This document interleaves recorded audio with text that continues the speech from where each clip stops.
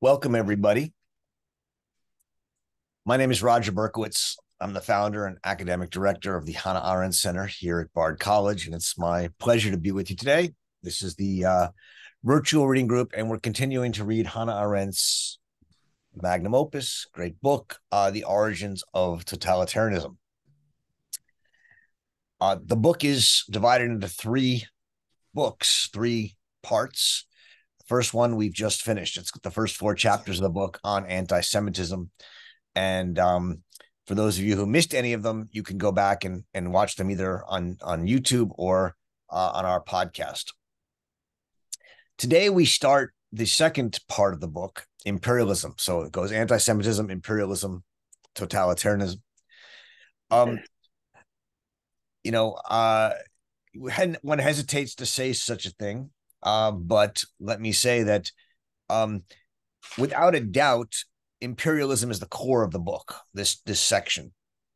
Anti-Semitism is important. It's part of what she calls the elements of totalitarianism. I think there's no doubt that she thinks totalitarianism, in some important sense, is based in and related to anti-Semitism. Why did this small problem of a small group of people, the Jews, become so deeply important in Nazi ideology? She thinks that that you have to consider this idea of ideology and the role of ideological racism, anti-Semitism. Similarly, when we talk more about the Soviet Union and the rise of Bolshevism, we'll talk about an ideological racism, a racism based in classism, a hatred of the bourgeoisie. But as important as that is, the driving force of totalitarianism, as she understands it, is developed and articulated and imagined out of her understanding of the rise of imperialism. And so this section on imperialism is really the theoretical centerpiece of the book. Within this section on imperialism, this first chapter on the political emancipation of the bourgeoisie is, in my opinion, the really central philosophical foundation for her understanding of the origins of totalitarianism. I'm not trying to say it's the only one, right? The whole point of this book is there's not only one origin. There's many. So anti-Semitism is one, classism is another. We'll go through many of them. But imperialism can be understood generally as one of the elements of totalitarianism. And if we do it that way, it's clearly the most important one. But if we break imperialism up into its component parts, what she calls the political emancipation of the bourgeoisie is likely the most important. I say that, and then I want to take it back, but let me at least draw it out and we can talk about it. She says in the preface written for the section on imperialism, she says, this book deals only with the strictly European colonial imperialism, whose end came with liquidation of British rule in India. It tells the story of the disintegration of the nation state that proved to contain nearly all the elements necessary for the subsequent rise of totalitarian movements and governments. Okay. It tells the story of the disintegration of the nation state that proved to contain nearly all the elements necessary for the rise of totalitarianism. Now, in chapter 9, at the end of this imperialism section, we'll talk about we'll get to, in fact, the disintegration of the nation state. And that's going to be one of the most important chapters as well. But it's in this chapter that she outlines and explores three trends, three happenings, three events that in her mind bring make the destruction of the nation state, the disintegration of the nation state, a fait accompli. The first of those is what she calls the rise of expansion as a political principle. The second is going to be power and the bourgeoisie. And here it's going to be the elevation of power as the central aim and unlimited goal of political life. And the third is the alliance of capital and the mob, where we talk about the way that superfluous men come to be allied with an elite and become to take a kind of pleasure and meaning in nationalism, now understood as world domination, which leads to a kind of racism. And so we'll get there as well. Part one of this chapter is the disintegration of the nation state and the rise of the expansion as a political principle. The basic premise here, all right, and it's a complicated chapter, we'll go through it a little bit, but the basic premise here is that nation states, right, whether you're talking about Germany or France or Italy or Russia, a state that, and let me just help us out here a little bit. A nation state is a hyphenated word. It's a state. And by a state, she means a political body governed by laws in which all people within the state are treated equally. But it's a nation state. And as a nation state, there are national peoples. So there are Germans in Germany, and there are French people in France, and there are Italians in Italy, and Russians in Russia. But there are also other people. And the problem with a nation state is that it's a contradictory idea. It's a paradox. On the one hand, a nation state is supposed to treat everybody equally. On the other hand, if it's a German nation state or a French nation state, it's going to tend to treat its national people better than its non-national peoples. And so this conflict between the nation and the state in the nation state is going to be very important for Arendt as we continue reading this book.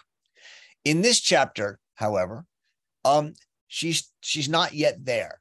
She's talking about nation states simply as bounded entities. What do I mean by bounded entities? Well, if you have a nation state, you have borders.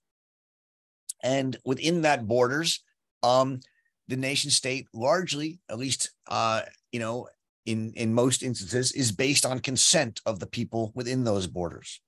And so while they may violate certain rights of people within those borders, the nation state largely has to maintain the support of its population. And so there's a limit. I mean, maybe not as much of a limit as we like, but there's a limit to how oppressive it can be to parts of its population. That limit is set by things like the fact that it needs a consensus. It also is set by the fact that there are institutions within the nation state and that it is generally run by the rule of law. And so she says, this nation state is a bounded entity that has certain limits. If you expand beyond the nation state, however, those limits disappear. And that's where imperialism comes in, because imperialism, based on this principle of expansion, suggests that expansion becomes the permanent and supreme aim of politics, right? This is on page 125. And if expansion is the aim of politics, the ambition of imperialism is for one people to rule over others in an unlimited and unimpeded way, because we have to constantly expand. And this expansionist drive has no end. Imperialism thus implies a relentless movement to dominate the world. So when she says at the beginning of this section on expansion, right? She says that expansion is everything, said Cecil Rhodes. And Cecil Rhodes, as I'm sure many of you know, was an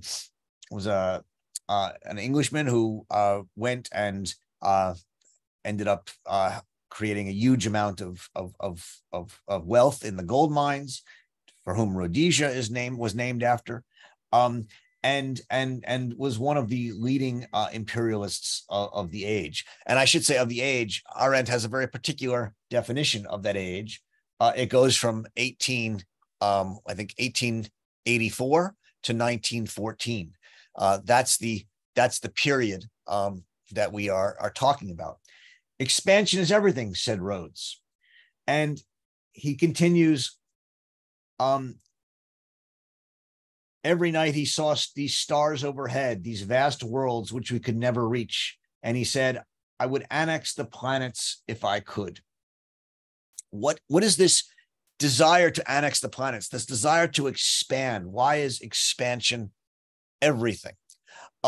Because the imperialist expansion is an ambition, as I said, to constantly grow, to build power. Where does this power come from? Well, I have wealth. I need to invest it.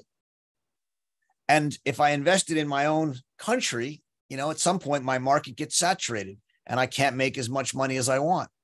So good capitalism says, well, I invested in other countries, but the problem there is I might lose it because there could be competition, or other countries, could take away my property. And so the imperialist, in a sense, allies themselves with the government and says, come in and give me your armies to support these other countries, to support my takeover of these other countries, to support my business in these other countries so I can extract their resources and sell to them, and do so without risk. And so we take this business idea, right, of expansion, and we apply it to politics. And we see in this period from 1884 to 1914 incredible growth of the different empires, the British Empire, the German Empire, the Belgian Empire, and others. And this incredible growth, she says, was an inherent insanity. There was a contradiction in it. Because on the one hand, if you constantly grow, right, you are increasing your power astronomically. You want to annex the stars. You want to expand. On the other hand, as you grow, you lose the ability to have any limits. You lose the national state where you came from. The nation state where you came from has less and less ability to limit you, because you're out there expanding beyond the borders. And so there's a kind of ultimate contradiction and insanity in this. And she thinks that this insanity, this embrace of power over limits, of the ultimate expansion of power over limits, is very much at the heart of imperialism and as an element of totalitarianism. How does this work? Let me just sort of guide us through it. She makes a distinction between older ideas of imperialism and modern imperialism. So, we always think of the Roman Empire as an empire, but the Roman Empire for her was an empire based on law. When the Romans conquered other people, they would incorporate them into the empire, but let them live according to certain elements of their own law. But they became Roman subjects, and there was a common law that they all followed. There was a law of peoples, so that while the people kept their own law, as I said, they also followed a common law with the Romans. And so the law was simply an imperial law of governance, but one that allowed for the integration of plural peoples within it. In modern imperialism, it's quite different, because the modern imperialism based on the nation state cannot integrate diverse peoples into them. Why not? Because if you're German and you take over, some African nations, if they are going to become German and become part of the German people, they have to assimilate, and they're supposed to be giving you now consent for German laws. Well, you're not going to do that because they're different. They have a different way of life. And so imperialism in the modern sense, whether it's German or French or English, well, French is a little different, so German or English, imperialism in this modern sense says that we have to assimilate the people into ourselves. And so the authority of modern empires is grounded in an ideology of domination instead of one of mere obedience. The Romans said to people, you can still live as you want, just obey us, and you still have rights and follow rules. But the modern idea of assimilation requires, of imperialism, requires a kind of domination and assimilation. And since authority is based on consent in the nation state, the subjugated powers must actually be made to consent. And the only way to enforce that consent is tyranny. And so on page 125, she says, to enforce consent rather than justice is to degenerate into tyranny. And what she means is that imperialism doesn't simply try and do justice. It doesn't let people be, and as long as they obey, let them live in their own way. It says they have to consent just like us because of this principle of the nation state. And thus, we have to force them to be like us, assimilate them to be like us.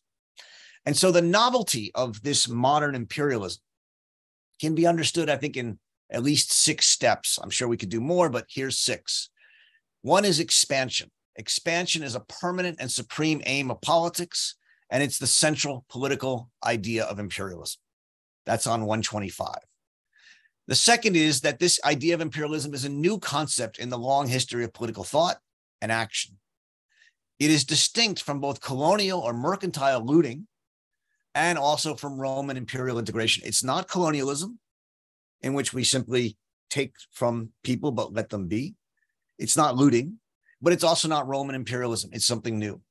And the reason for this newness, this is the third step, is that it's not a political concept at all, imperialism, but has its origin, she says on page 125 again, has its origin in the realm of business operations and business speculation, where expansion meant the permanent broadening of an industrial production and economic transactions, characteristic of the 19th century. Because it's a business and not a politics, what do we do with businesses? We grow them. We grow profit, grow our markets, etc.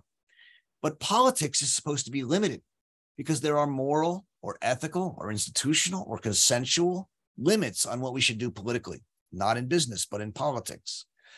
And so politics, she says, imperialism has this business-like aspect such that it has none of the grandeur of the old Roman Empire. It's driven simply by economics or expansion. And so on 132, she says, its only grandeur is that it vanquished the nation state in the nation's losing battle against it. In a sense, the nation state, which was limited and bounded and had institutional limits and consensual limits, is destroyed by imperialism. And as it is destroyed by imperialism, what she calls the imperial factor on page 133, the people who go and rule outside the nation state in their imperial lands, rule by local administration and by decree, and they continually try and avoid the parliamentary liberal limits of the nation state. Thus, the last element, the 6th element, is that imperialists understood that modern rule over subject peoples leads to rule by decree and arbitrary bureaucracy, and thus the end of the nation state. The point is that for her, imperialism was born when the ruling class in capitalist societies came up against the national limitations in economic expansion. As I said, they had excess capital, they sent it out, and then you had to mobilize the state armies to guarantee profits. That's the way she understands how expansion begins the process of destroying the nation state. Okay, part 2, called Power in the Bourgeoisie, is, in my view, maybe the single most important section of this whole book. And it's probably maybe one of the harder ones, but it's neat. We need to understand it. The point is that instead of in part one, where we're talking about the economic grounds of imperialism through expansion of capital and the exportation both of capital and of armies to support that capital, in this, we're looking at imperialism as the first stage in the rule of the bourgeoisie rather than the last stage of the capitalism. And the key term here and the key idea here is power. The deepest desire of imperialism, she writes on page 135, is expansion of political power without the foundation of a body politic, right? I've said that already with part one. We want to expand political power to other countries to support our economic goals, but without expanding the foundation of the body politic. And so we have this weird situation where we have to rule over subject peoples.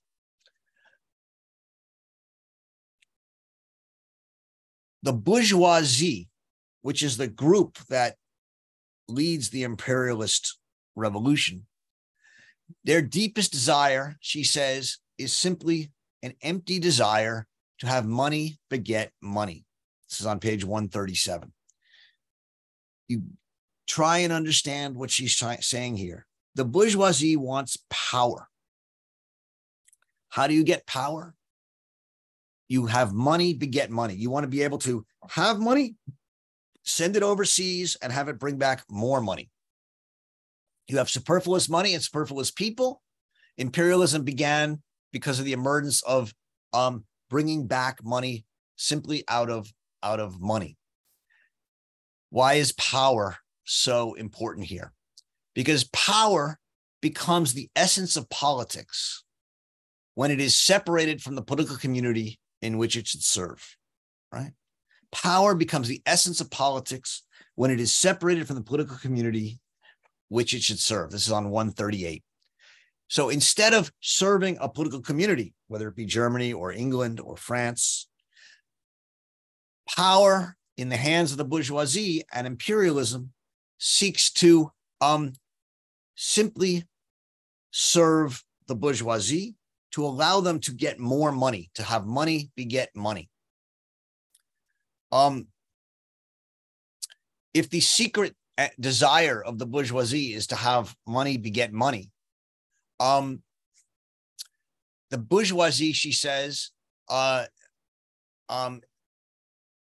bourgeoisie thinks economically, that is, in power. Power is just about having money beget money. The political need of the bourgeoisie is to limit and eliminate government.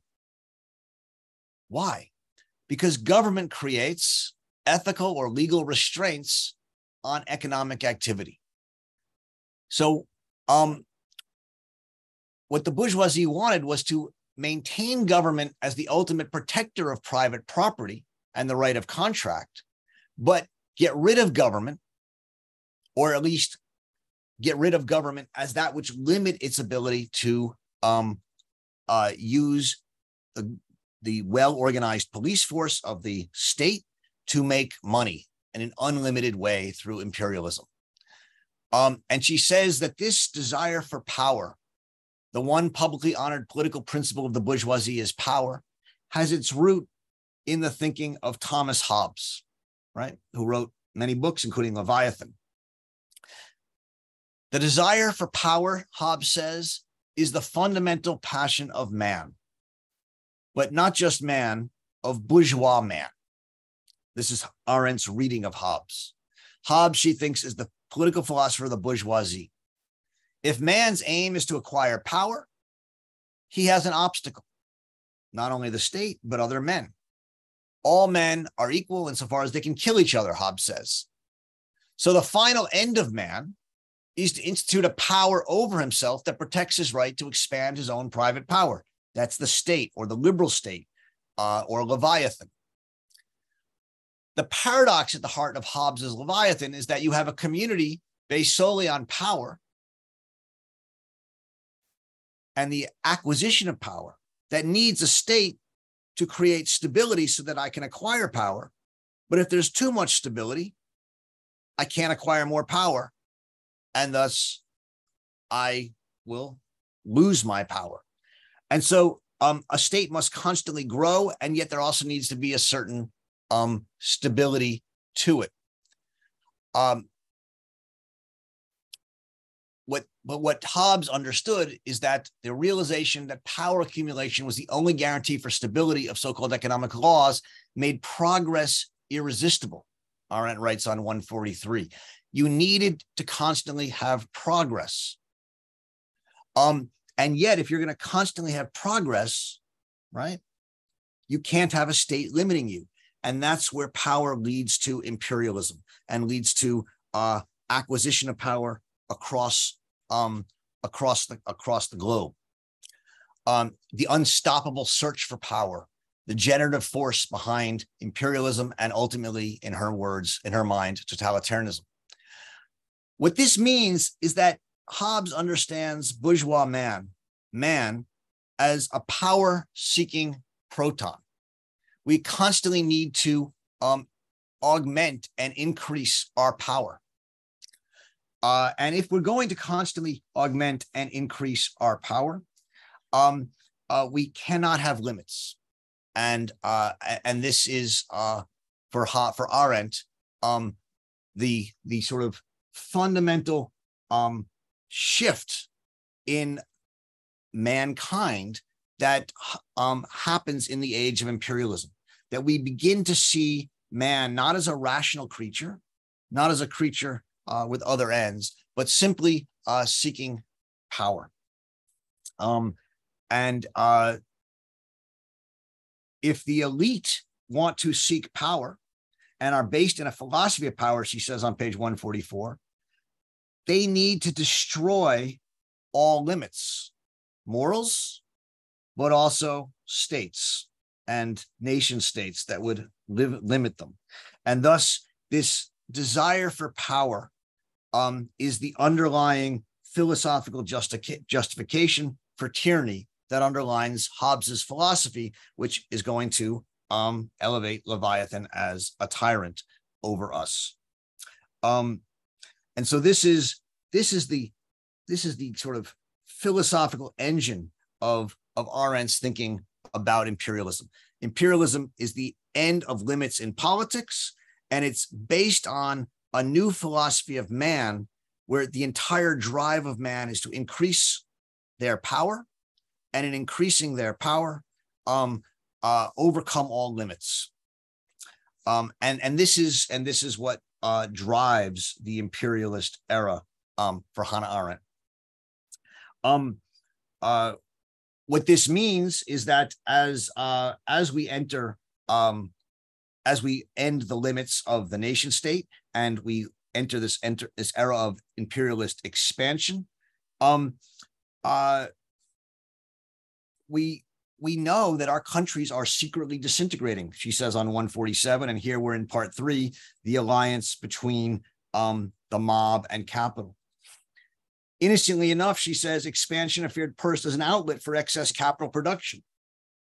But as it does, and as we, as people in these countries, we begin to need a new sense of nationalism, a new sense of belonging, a new sense of what holds us together as Englishmen or Germans or Belgians.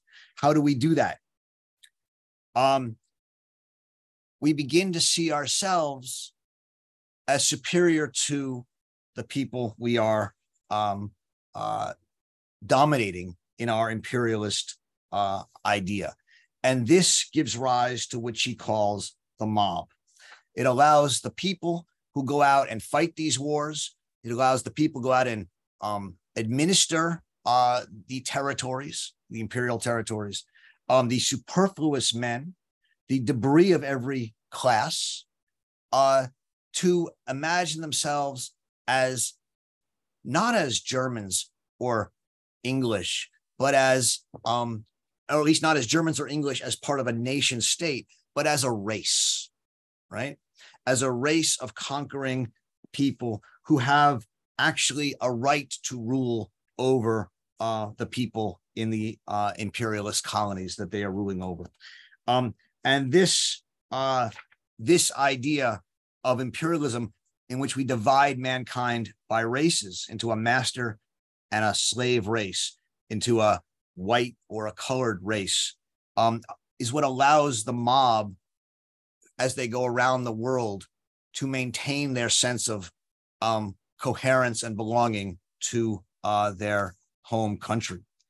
And so she says, nationalism, which should have been destroyed by imperialism, was saved by oppressing foreigners and unifying the mob under a tribal nationalism and racism. And this tribal nationalism and racism is going to be what leads into the kind of racism, ideological racism, that we'll experience in the next few chapters.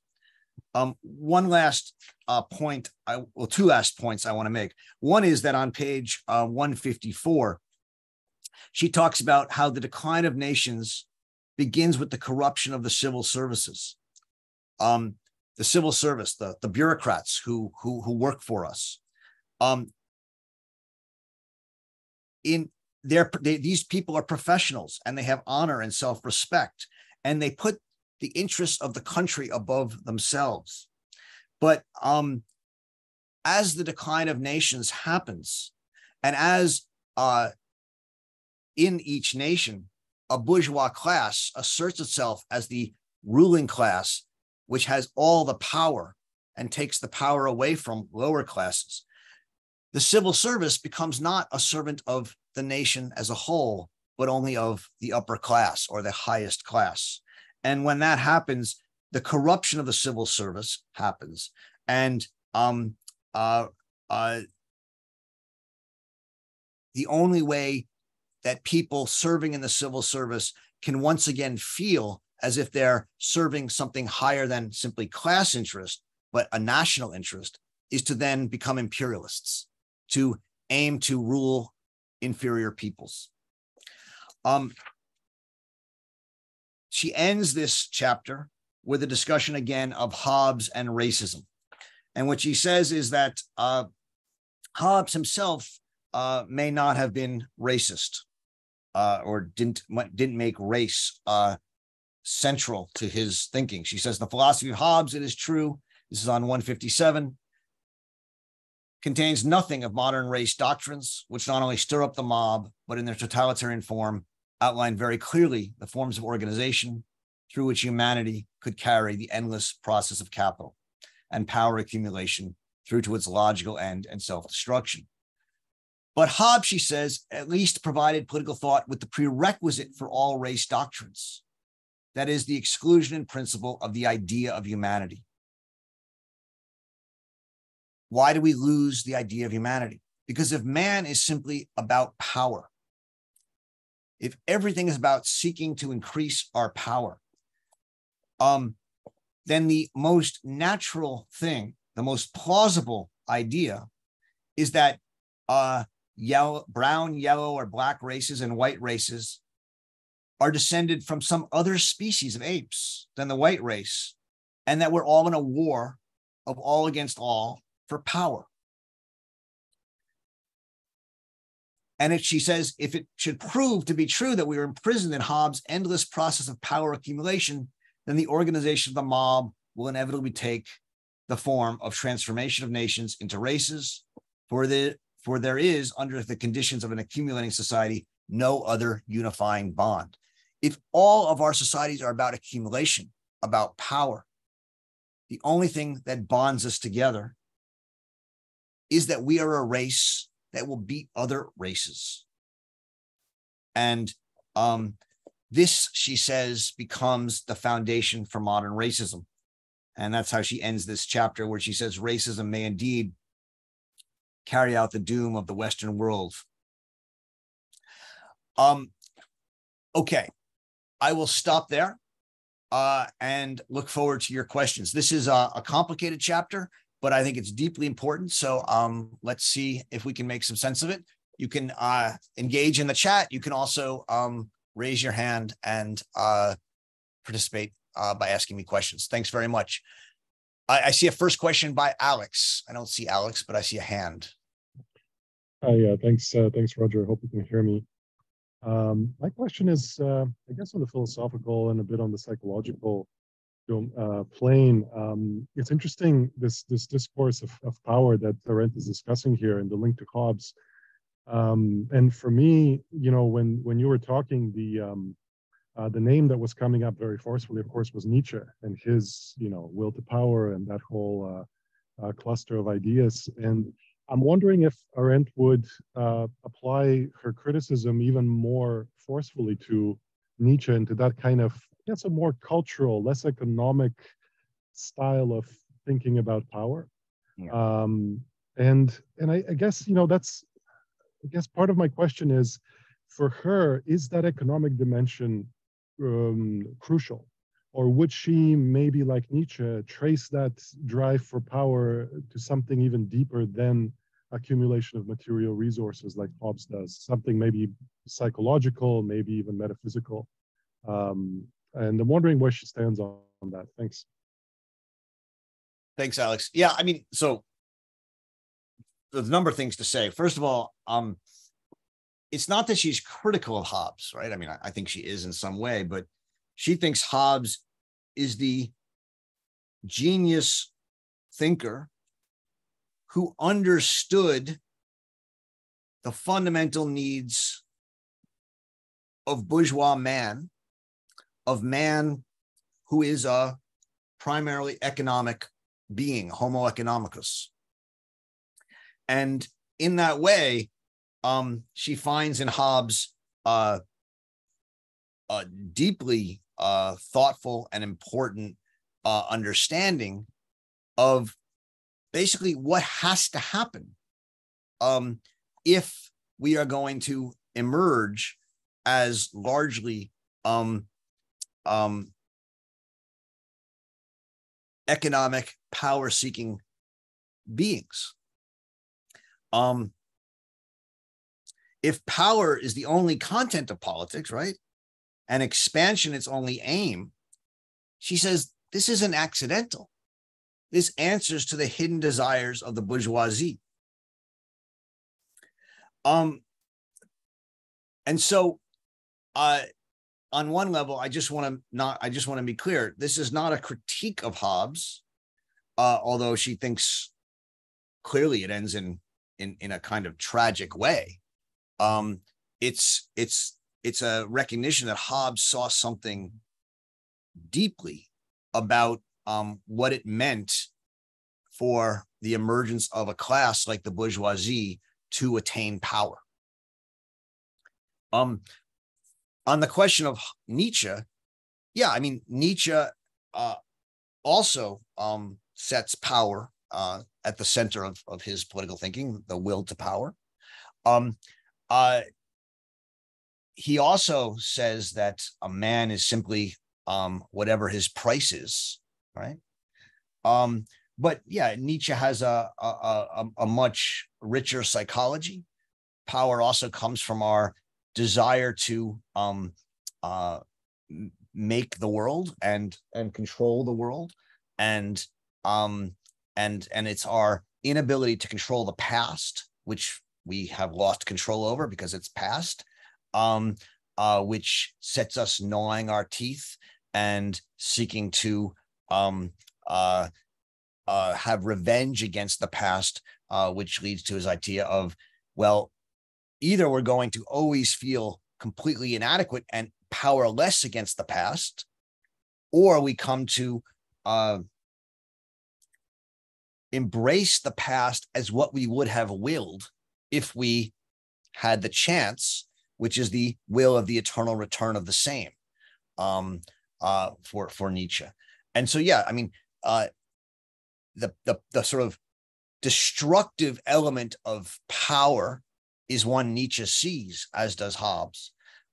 Hobbes seeks to limit that destruction through creating a tyrannical government, called Leviathan or liberal government.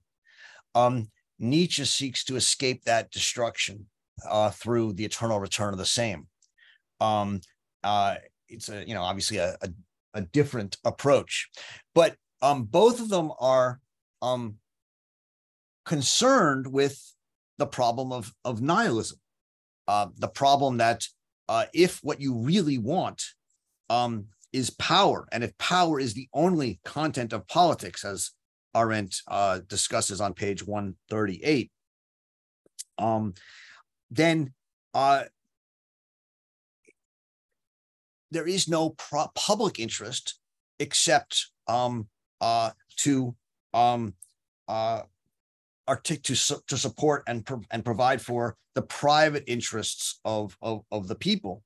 And when man is this kind of power-seeking, power-thirsty animal who desires power after power, as she says on page 140 to 141,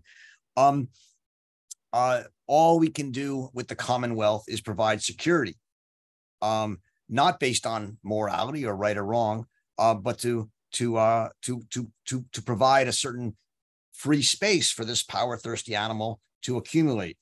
And that's, of course, that's where we end up with this paradox that on the one hand, you have to allow this power-thirsty animal constantly to get bigger and bigger and bigger. On the other hand, you need stability. And that's where this idea of power overwhelms the limits of a bounded nation state with local state institutions. And that's where it leads to imperialism. So yeah, I hope that helps, Alex. I don't know if that was the question you were asking. Yeah. Thanks, Roger. Wondering if I could take a brief follow-up just on that point about critique. Yeah. Found that very interesting in your response. The reason I use that word is, Arendt's mentions of the idea of humanity and this kind of lament for the body politic. I guess that often that kind of discourse tends to lead in the direction of critique. And that's why I use that word. And, at the same time, I guess we wouldn't want to say she's doing a kind of purely descriptive analysis, perhaps. And so that leaves me curious exactly what is the kind of the status or the purpose of the text in, from that perspective, if that makes sense. Yeah, well, she's, remember what we're trying to do here. We're trying to understand the origins of totalitarianism. And there are a number of elements that she says contribute to totalitarianism. One is imperialism, but one is the political emancipation of the bourgeoisie. Within the political emancipation of the bourgeoisie, right? Why is that an element of totalitarianism? Because the bourgeoisie started making money, but they weren't political, right? They stayed out of politics. They just wanted to make money. They only became political when they needed to make more money. And they wanted to make more money without risk. And that's when they became imperialists. The turn to Hobbes is simply to explain, to deepen our understanding of this rise of the bourgeoisie to politics. It's not the case, she says, right, that the bourgeoisie, entered politics, accidentally. It's not the case that the bourgeoisie entered politics and became imperialist, and it could have been otherwise.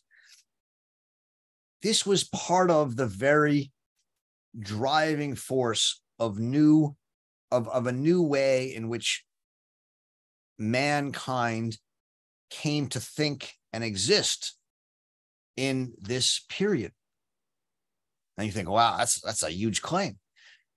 Well, what she's saying is that the rise of economic man, the rise of a class of people whose basic drive is to acquire more money, to accumulate,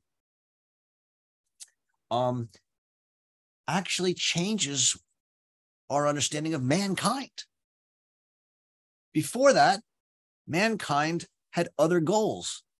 They were religious, ethical, moral, traditional, survival, right?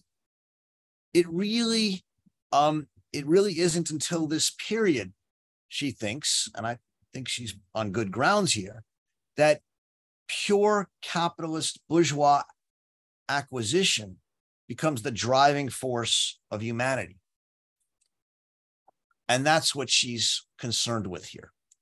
And so she turns to Hobbes to sort of, to say somewhat 300 years before this happened, there was a thinker who understood that if you were going to create a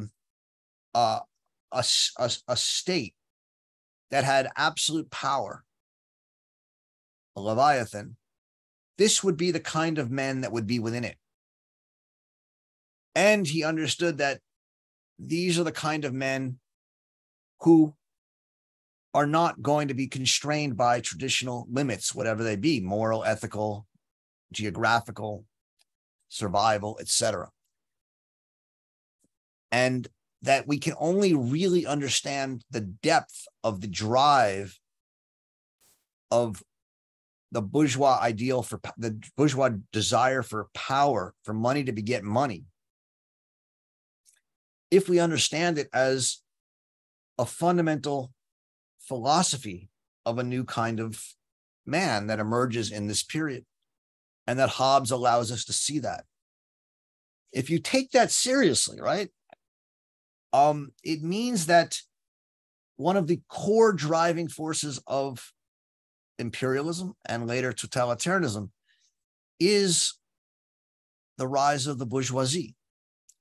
And that means that as long as the bourgeoisie is a dominant class in society, totalitarianism will always be, or something like totalitarianism will always be, a possibility.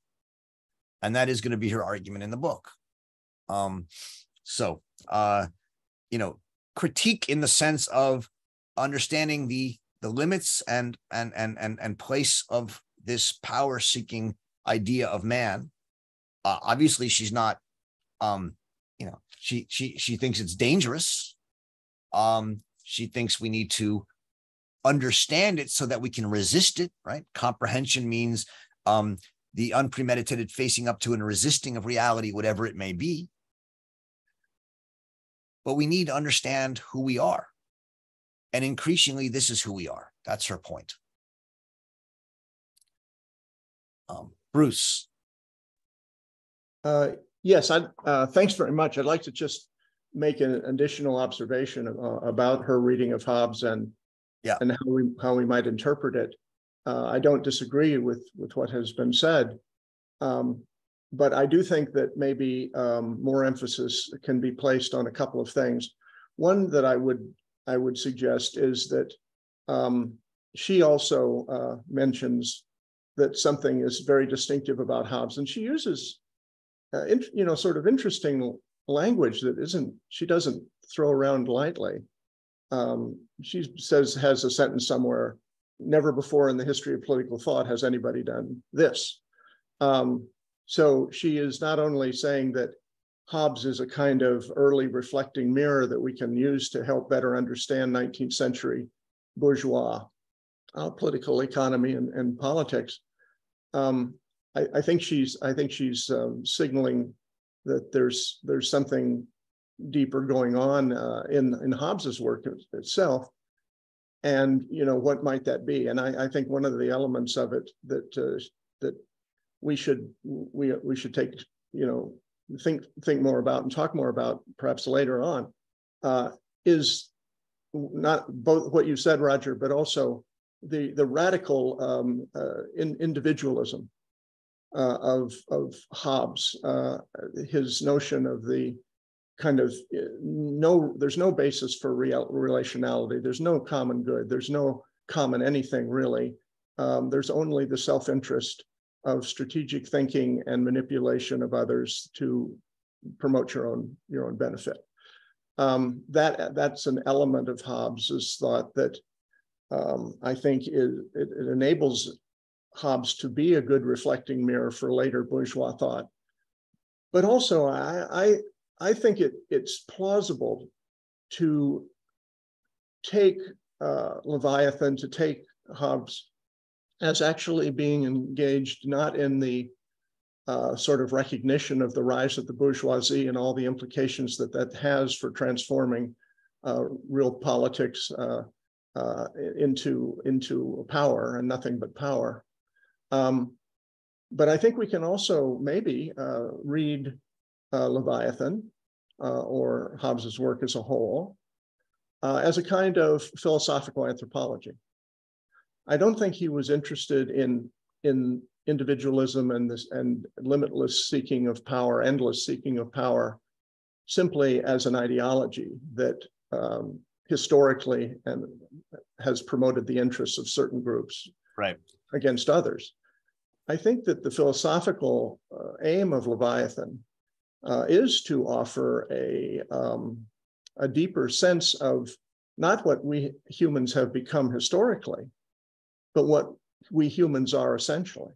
Yeah. Can I let me jump in there, Bruce, because I understand your question. And I want to take it seriously because I think it's I think our end would disagree. And I just want to explain why. So I think where you're talking about is page 139. And this discussion really would go through 139 to 143. But let's just take a look at some of these passages directly. And I'll try and speak to Bruce's question here as well. On 139, she writes, "It is significant that modern believers in power are in a complete accord with the philosophy of the only great thinker who ever attempted to derive public good from private interest, and who, for the sake of private good, conceived and outlined a commonwealth whose basis and ultimate end is accumulation of power." So the only great thinker, right, who seeks to derive public good from private interest, and who, for the sake of private good, creates a commonwealth that will allow for the ultimate accumulation of power. In the next paragraph, she says, "There is hardly a single bourgeois moral standard which has not been anticipated by the unequaled magnificence of Hobbes's logic." And I point you to the word logic. He gives an almost complete picture, not of man, but of the bourgeois man, an analysis in which in 300 years has neither been outdated nor excelled. Reason is nothing but reckoning, right? Whereas traditionally, man was thought to be a rational creature.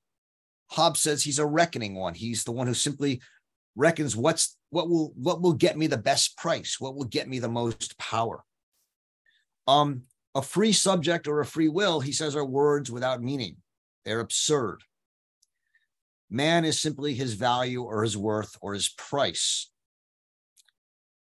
Another paragraph down, power, according to Hobbes, is the accumulated control that permits the individual to fix prices and regulate supply and demand. So Bruce says, right, this is not just anthropology, this is what man is. For Arendt, it's neither, right? It's certainly not what man is. She doesn't think that there's a nature to man or an essence to man. She thinks that for a large part of history, man was thought of as a rational being in line with Aristotle, or a religious being, or other things. She thinks, she also doesn't think it's an anthropology. She doesn't think when Hobbes wrote this, that this was already the case. She thinks this is a work of logic. Remember, Hobbes is a mathematician. He comes out of mathematics, and he starts with a problem. And so on the bottom of the next page, 140, she tells you where she thinks this problem came from. She says it would be a grave injustice to Hobbes and his dignity as a philosopher to consider this picture of man an attempt at a psychological realism or philosophical truth. It's neither a philosophical truth nor a kind of anthropology, a psychological realism. The fact is that Hobbes is interested in neither, but concerned exclusively with a political structure itself. And he depicts the features of man according to the needs of the Leviathan. And this is the key to her reading, right? He doesn't start with an anthropology of man. He starts with a form of government, a tyranny. Why does he start with a form of government, a tyranny, Leviathan? Because he wants order. But he wants order with a certain amount of freedom within it. This is what liberalism offers as a form of government, a balance between order and freedom. For arguments and convictions' sake, Hobbes presents his political outline as though he started from a realistic insight into man, a being that, quote, desires power after power, end quote, and as though he proceeded from this insight to a plan for a body politic best fitted for the power-thirsty animal. But the actual process, the only process in which his concept of man makes sense and goes beyond the obvious banality of an assumed human wickedness, is precisely the opposite. This new body politic was conceived for the benefit of the new bourgeois society as it emerged in the 17th century. So what she's saying is, as the bourgeoisie emerged in the 17th century and people wanted to make money and compete with each other to have more money, she said Hobbes developed a form of government which would allow for that competition of private interests,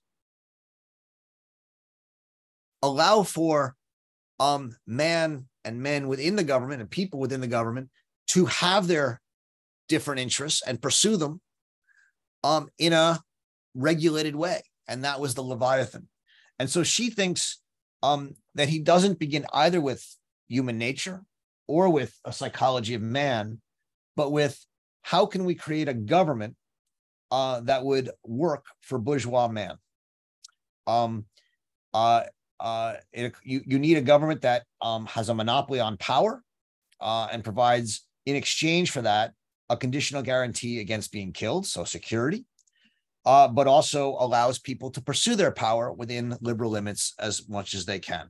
And that's how she thinks this Hobbes imagines this idea of politics. Hannah.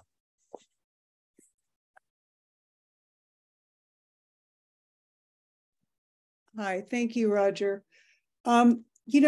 Since I've started reading around a year and a half ago, whatever it's been with you, I came into it very ignorant about the whole history of the nation state. And I keep getting really confused about why she keeps talking about its decline at various points in the books that we've read in the past year. And one thing I would like from you, if you could do it, is a recommendation for a great article or even a book that focuses wholly on the nation state, the history of the nation state, so that I could sort it out, because I get very confused. I mean, I understand that, like, there was this collapse of empires after World War I, the Austria-Hungarian Empire, the Russian Empire, the Ottoman Empire, and is produced, and these were multinational political organizations. And then it produced all this stateless people and minorities, both. You could be a minority and stateless. But the Western nation states seem to me to have been and remain somewhat stable since then until now. Okay, Hannah, he keeps talking about that. Is that? So first of all, it's a great question. Thank you. Secondly, we're going to talk about it a lot when we read chapter 9, right? Oh. Chapter 9 is called The Decline of the Nation State and the End of the Rights of Man. So that's going to be where we talk about this exact history that you're talking about, where she goes into the minority treaties after World War I and all of that. So it's going to be, we're going to have a lot of time to talk about it. Well, do you have a source for me to get ready that isn't Arendt? It's a good question. Again, is there a good book on this? I'd have to look and think about it for a second. Okay, sure. Let me just give you this preview that will allow you, I think, to at least understand what she means. What she means by the decline or the disintegration of the nation state is that starting around this period of the minority treaties and everything else in the early 20th century, it became clear to almost everybody that every nation state had a problem, right? Which is that if you were Czechoslovakia, but you might only have 30 or 40% of your population Czech. Right. The rest were Jews and Romanians and Roma and others. Right. And so what do? And she says, you have a couple of options. You can, assimilate the other people into being Czech. You can kill them. You can. I understand that thinking. You can expel them, etc. Right. And so she says, look, the nation state is from now on, a sort of impossible idea. Now, that has not, I think you're right, that has not it has not proven true in terms of reality. It's not proven true in the sense that we continue to have nation states. Right, in the West, right. In the West. Now, there's a couple of caveats to that. A lot of these nation states claim to no longer be nation states. They claim to be constitutional states that are simply states, right? Where every nation within them can have equal rights. Arendt thought that the United States was not a nation state. She thought it was a constitutional federal republic that allowed all different groups of people to retain certain aspects of their identity, but also be citizens as full citizens. Whether that's ever been actualized in reality, we can talk about, but that was her idea. And many other states have come closer to that in modern times. Canada, Germany, a couple others as well. And the main complaint against Israel is that it can't be a democratic and Jewish state.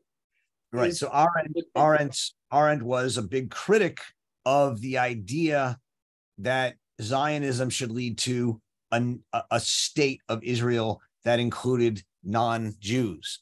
She thought there was another form of Zionism called labor Zionism and others, but she was a big proponent of what she called a homeland, a Jewish homeland instead of a Jewish state.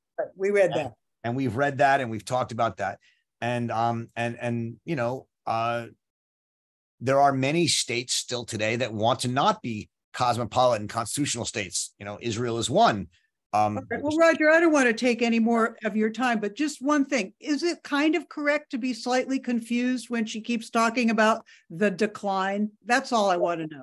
What I would say is read decline as the decline of the state into paradoxes that can't be resolved. That really helps me. Thank you. A nation.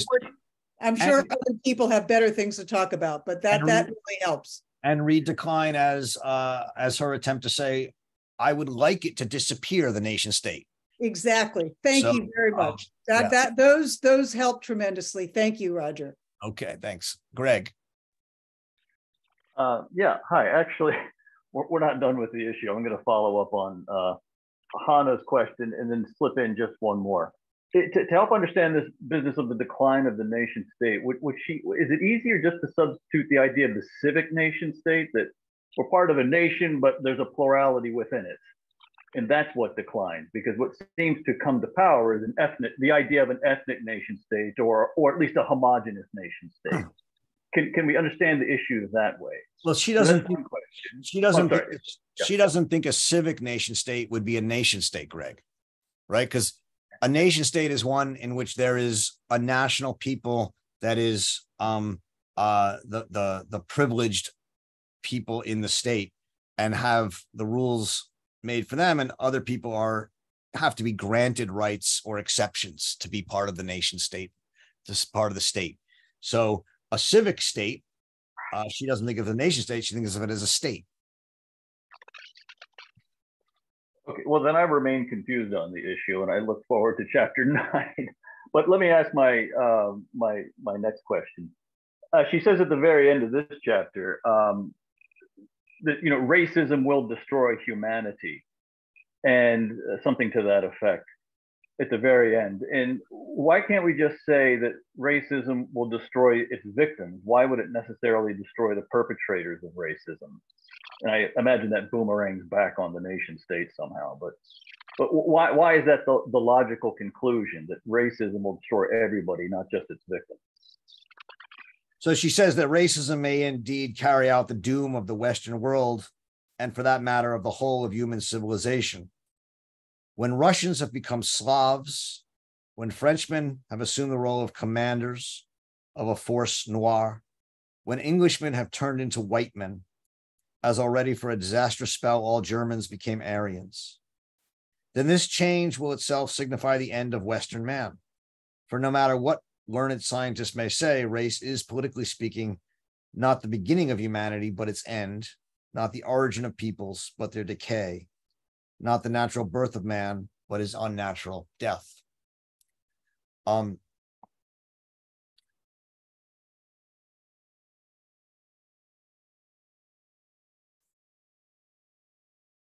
Why is it it's the death of the idea of humanity, the idea that there is something about us that we share in common as human beings.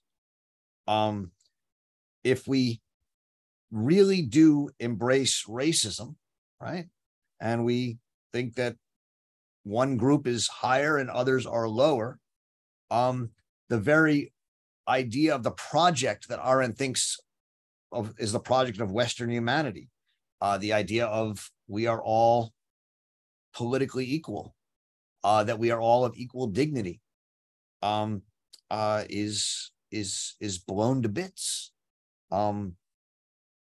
So the idea of humanity, which she thinks runs through the entirety of our tradition, would disappear. Maybe I'm missing something, but it seems like a simple point.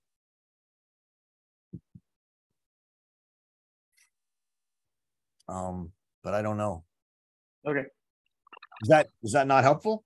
Or I mean, I guess the way I try to understand it, and she's not drawing this out, is that if plurality is the sine qua non of the human condition, right, then once I eliminate the other, I kind of eliminate myself.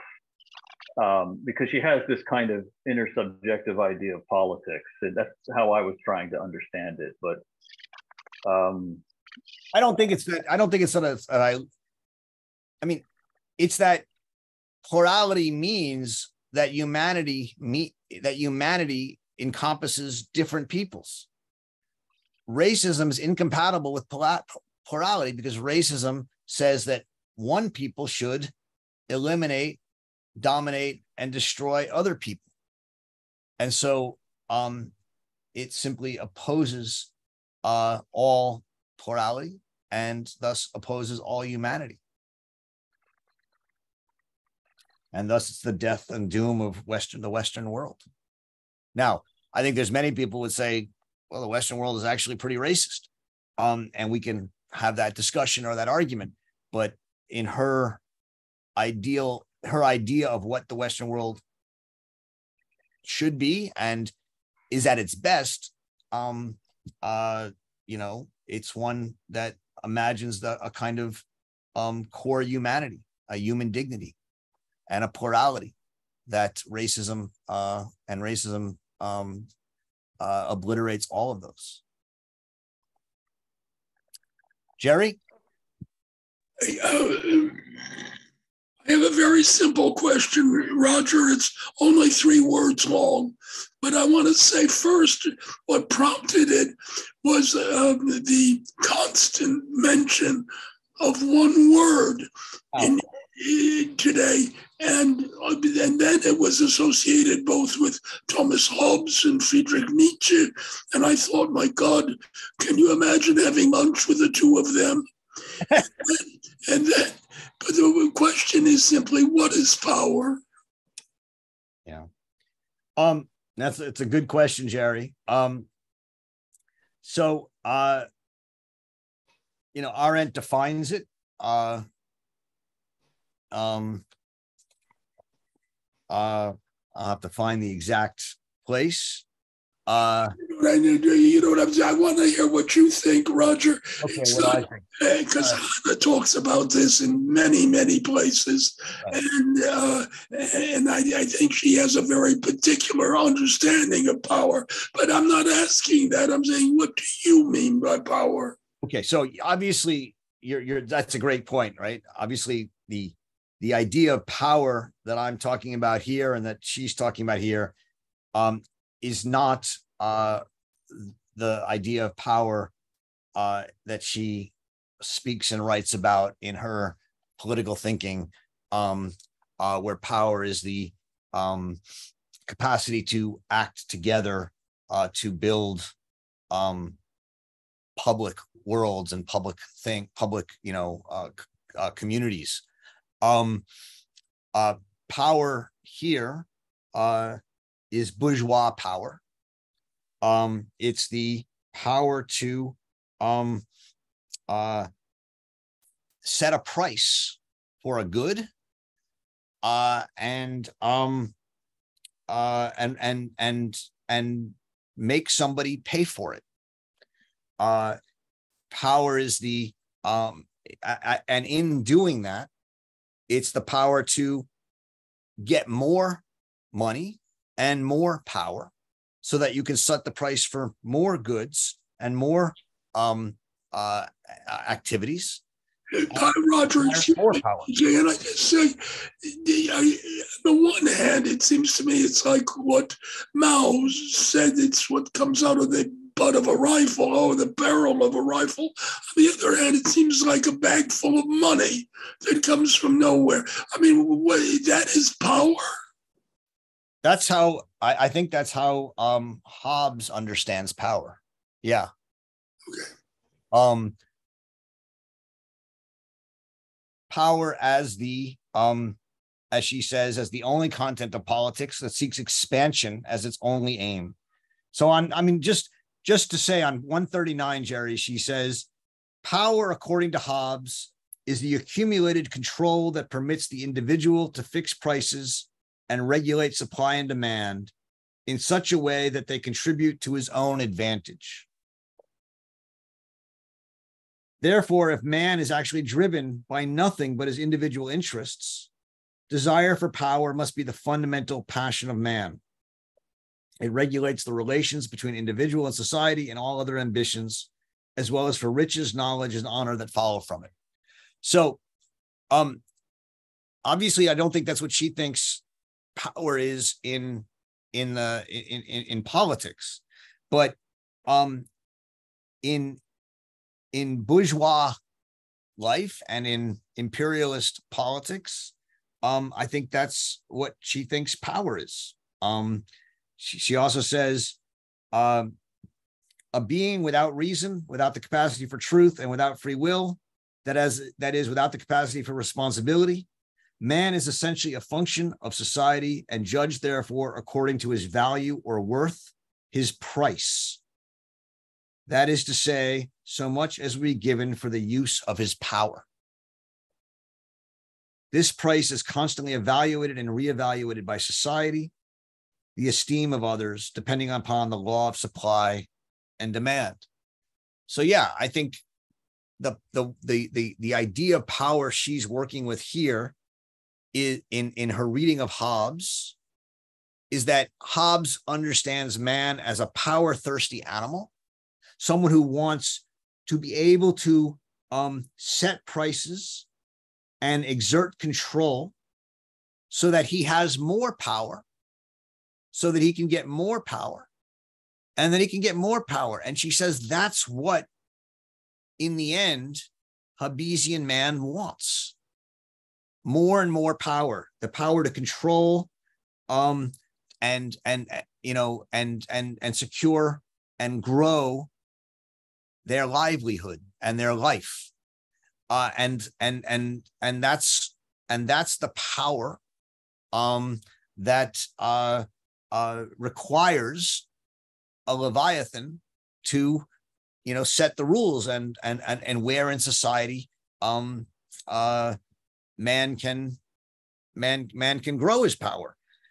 The problem is that if you really believe that's what man is a power-thirsty animal, at some point he will burst the bounds of a national community and seek to expand his power outside of it through imperialism and other avenues, and that's the driving force underlying this idea of expansion that she sees in sort of the bourgeois psychology. I grant you that it's not a very attractive idea of power, and it's not the idea of power Arendt will embrace in her political thinking, but I think it's the idea that she's discussing here. Jerry, you're muted. I can't hear you. Do I understand correctly that what she's doing here is just saying power is more and more, just more and more? It still doesn't tell me what power is more of. But anyway, I appreciate that, and I more or less agree. Thank you. No, that's okay. That's a fair point. Power is more and more, which is also how Nietzsche understands power. But it's the what is it more of? Power. Okay, what is power? Accumulated control that permits the individual to fix prices and regulate supply and demand in such a way that they contribute to his own advantage. Power is the power to set prices. That's how I think she understands it. Vigdis. Yes, it reminds me of to always read Arendt contextually, the way she used her different words in different connections. So always, because when she defines it, it seems to me that it's often that they have been unclear in the use of them, and then she makes a kind of definitions and make these distinctions. But what I was going to say something about, or ask something about, is I think this chapter was incredibly interesting, especially her thinking around capitalism.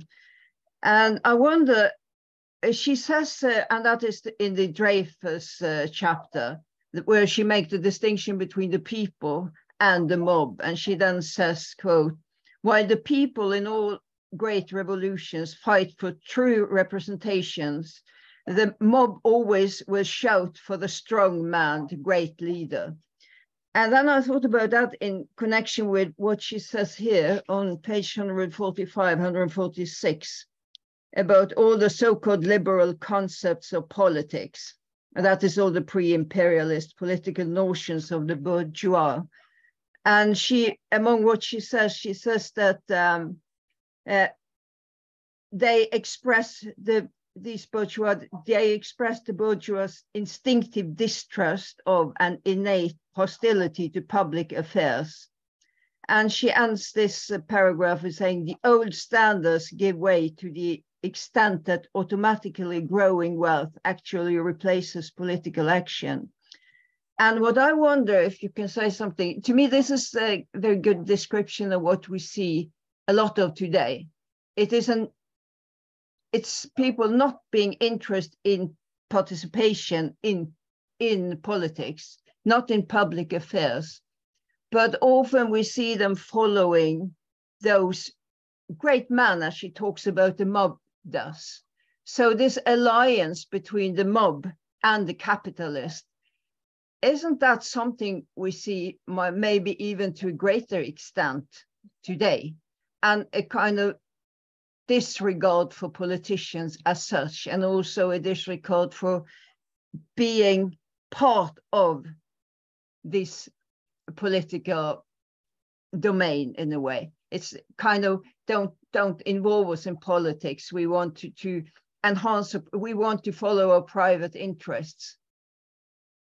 I don't know if I managed to make some meaning in that. I felt it was a bit jumping from here to there. Yeah, no, it's okay. The question of the mob, you know, is a good one, and one we'll have to keep coming back to. She in this particular chapter,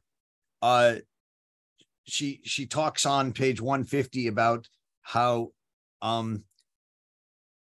older than the superfluous wealth was another byproduct of capitalist production, right? So not only does capitalism produce wealth and profit, but also the human debris that every crisis following invariably upon each period of industrial growth eliminated permanently from producing society. Men who would become permanently idle were as superfluous to the community as the owners of superfluous wealth. They were an actual menace to society. The new fact in the imperialist era is that these two superfluous forces, superfluous capital and superfluous working power, joins hands and left the country together. So these superfluous people, right? These superfluous workers fled the country and became, you know, workers, army people, enforcers in other places. She talks on the next page on 151. She says, from now on, the mob, begotten by the monstrous accumulation of capital, accompanied its begetter on these voyages of discovery, where nothing was discovered but new possibilities for investment. The owners of superfluous wealth were the only men who could use the superfluous men who came from the four corners of the earth. Together, they established the first paradise of parasites, whose lifeblood was gold. Again, this mob is the people who are spat out, in a sense, by capitalism, and don't have a role. They're superfluous and seek to and find meaning in imperialist adventures. In the next page on 152, about 8 lines down, she says, in Marxist terms, this new phenomenon of an alliance between mob and capital seemed so unnatural, so obviously in conflict with the doctrine of class struggle, that the actual dangers of the imperialist attempt to divide mankind into master races and slave races were completely overlooked. So the point is that the mob was not the working class, right? It was not a class structure. It was those members of the working class that no longer had a role, and those members of the bourgeois, and those members of the upper class or the aristocracy. They all joined this kind of mob. And as such, they went on these imperialist adventures because there was no place for them. They were superfluous in the nation state.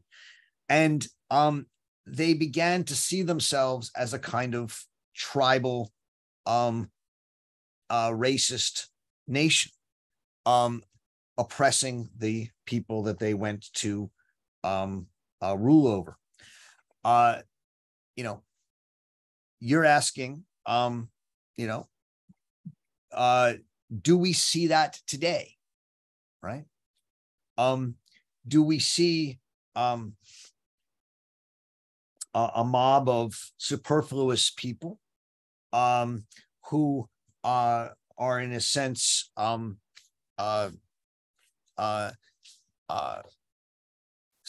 on adventures or go or leave where they are superfluous and aim to find a kind of tribal or racial consciousness.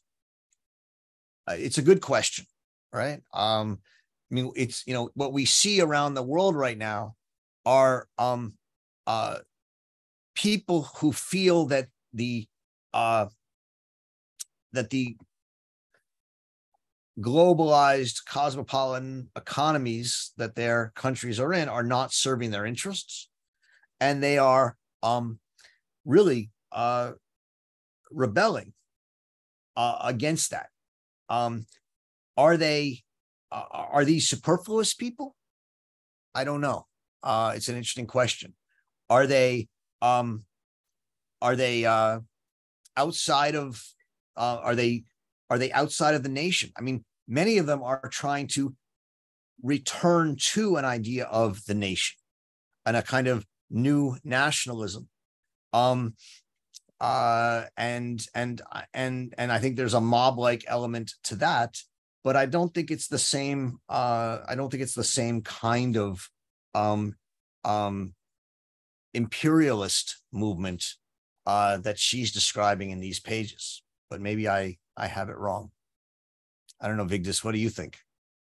No, I think you're right in that. What I saw especially maybe is that it is those who follow their private interest haven't interest for the world, so to say. And in the politics, the political sphere is about an interest for the world. And that goes together with the capitalist has this private interest.